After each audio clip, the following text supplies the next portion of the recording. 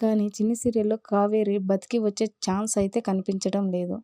ఉన్నట్టుండి ఈ పాత్రని ఎందుకు చంపేశారంటే, సీరియల్ అంటే అలవోకగా ఓ 1000 ఎపిసోడ్లు బాధిస్తుంటారు.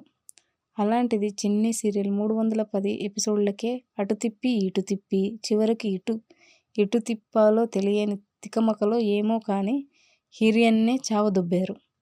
అవును, చిన్ని సీరియల్‌లో కావ్యశ్రీని చంపేశారు. సాధారణంగా సీరియళ్లలో ఇలాంటి మెయిన్ వికెట్లు లేచిపోయాలంటే అది కలలో కహానిలా అవుతుంది. కానీ చిన్ని సీరియల్లో నిజంగానే హీరోయిన్ని చంపేశారంటే పెద్ద ప్లానింగ్ అని అనుకోవచ్చు.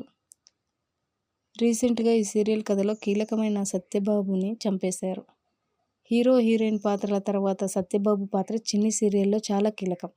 అలాంటి కీలకమైన పాత్రని సడన్గా చంపేశారు.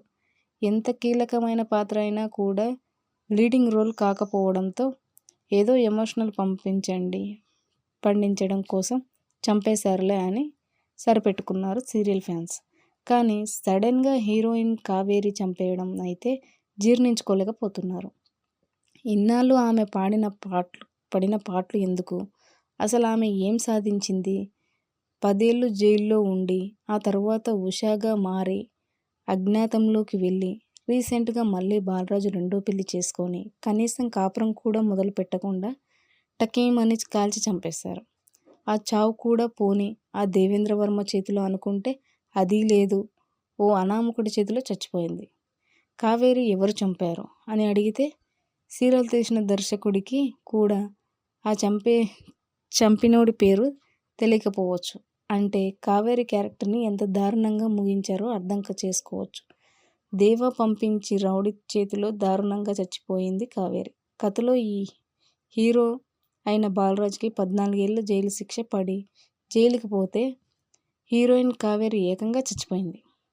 చిన్ని టైటిల్ రోల్ కాబట్టి ఆమెతో నెక్స్ట్ జనరేషన్ కథకి ప్లాన్ చేశారని కథనాన్ని బట్టి తెలుస్తోంది.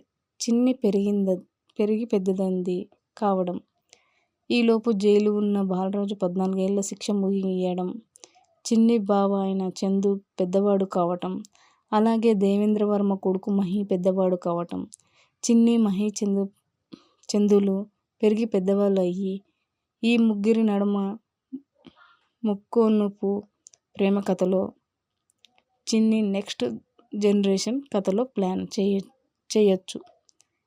తన తండ్రిని జైలుకు పంపి తన తల్లిని చంపిన దేవేంద్రవర్మపై చిన్ని పగ సాధించి తనకు శిక్ష పడేట్టు చేయడంతో నెక్స్ట్ జనరేషన్ కథ బిల్డప్ చేయొచ్చు. అయితే ఇక్కడ ట్విస్ట్ ఏంటి అంటే, ఈ సీరియల్లో కావేరిగా నటించిన కావ్యశ్రీని కంటిన్యూ చేయాలి అనుకుంటే చిన్ని పెరిగి పెద్దదైతే మళ్ళీ కావేరి రూపంలోనే రావచ్చు. లేదు, కావ్యశ్రీతో ప్రొడక్షన్ హౌస్కి దర్శక నిర్మాతలకు ఏదైనా ఇబ్బంది ఉంటే కావ్యశ్రీ క్యారెక్టర్ని తీసేసి మరో కొత్త హీరోయిన్ని చిన్నిగా తీసుకొని రావచ్చు.